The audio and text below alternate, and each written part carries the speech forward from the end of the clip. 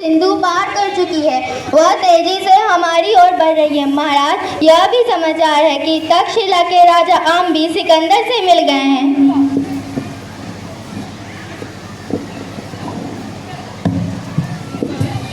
हम जानते थे अम्बी ऐसा ही करेगा। वह देशद्रोही है। अब हमें सिकंदर के साथ उसे भी सबक सिखाना पड़ेगा। सेनापति, युद्ध की तैयारी करो। जो आज्ञा सम्राट। महामंत्री, आसपास के और मित्र राजाओं को युद्ध का निमंत्रण पत्र भेजो। जो आज्ञा महाराज। और हाँ, उनसे कहना अभी आपस में लड़ने का समय नहीं है। सिकंदर कई देशों को जीत चुका है, हमें मिलकर उसे हराना होगा। भले ही वह पूरी दुनिया जीत ले, जब तक हम हैं भारत को नहीं जीत सकता।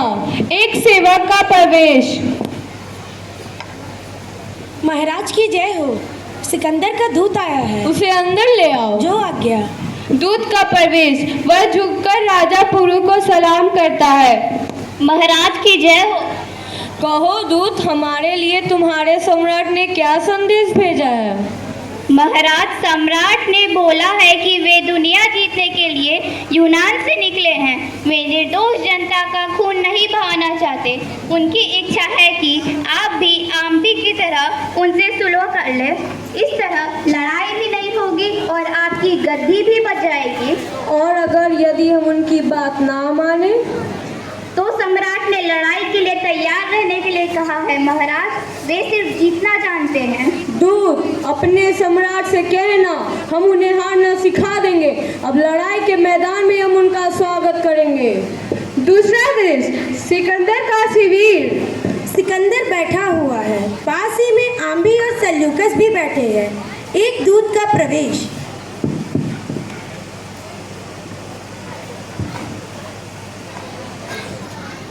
आओ दूत, हमारा संदेश पुरु तक पहुंच गया सम्राट। हम जवाब सुनना चाहते हैं।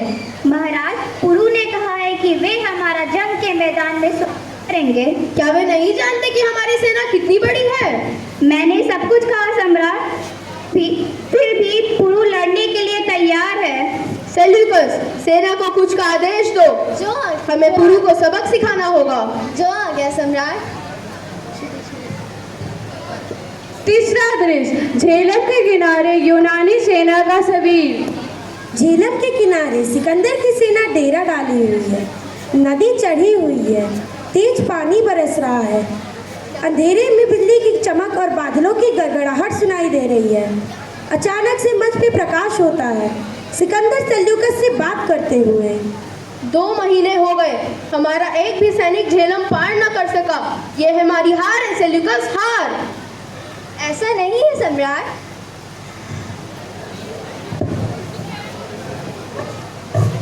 हमारे सैनिक घबराए हुए हैं। पुरु के पास हाथियों की बड़ी फौज है। हमारे सैनिक उनका मुकाबला करने से डर रहे हैं। सिकंदर के रहते हुए उनके सैनिकों में कैसा डर? इससे अच्छा तो हम झेलम में डूब के मर जाए। एक सिपाही का प्रवेश।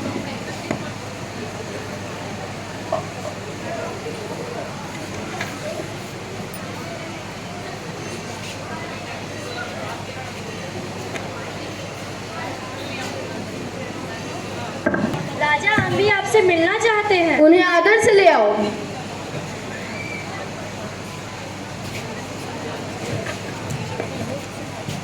प्रणाम सम्राट। आइए राजा आम्बी, हम आप ही का इंतजार कर रहे थे। हमारे सैनिक पुरु के हाथियों से घबराए हुए हैं। लगता है हमें युद्ध का विचार छोड़ना होगा। आप ऐसा ना सोचे सम्राट। गीली मिट्टी, यह वर्षा हमारे लिए वरदान है। गीली मिट्टी और दलदल में हाथियों के पैर नहीं टिक।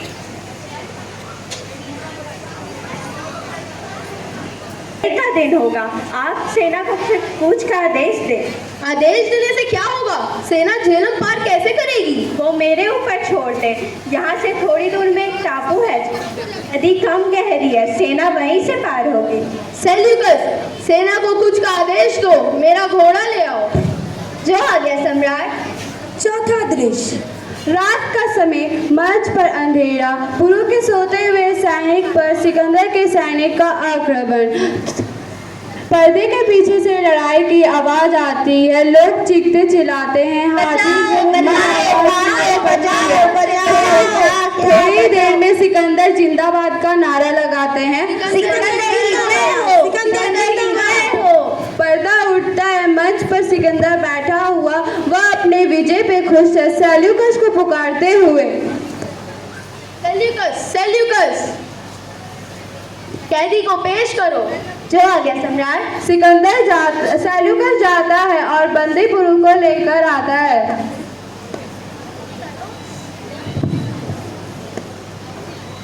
आइए राजा पुरु, अब तो आपने सिकंदर की वीरता देखी ली होगी। वीरता नहीं, धोखा देखा है। रात में चोरों की भांति आक्रमण करना सिकंदर को ही शोभा देता है। युद्ध है राजा पुरु, यहाँ धोखा और न्याय नहीं देखा जाता। हम आपकी बहादुरी की तारीफ करते हैं। हमने अंधेरी रात में आपकी चमकती हुई तलवार देखी थी। अब आप बताइए, आपके साथ कैसा व्यवहार किया जाए? वैसा ही जैसा एक राजा दूसरे राजा के साथ करता है। सुना सम्राट, रस्सी जल गई मगर ऐठ नहीं गई। हम भी आप बहादुरों की इज्जत करना नहीं जानते। हम आपका जवाब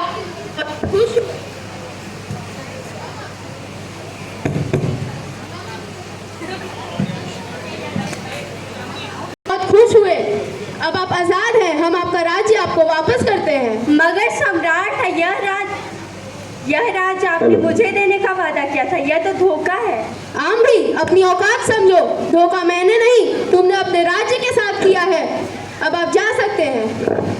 महाराजा पुरु, आज से आप हमारे मित्र हैं और यह मित्रता मरते दम तक कायम रहे। धन्यवाद।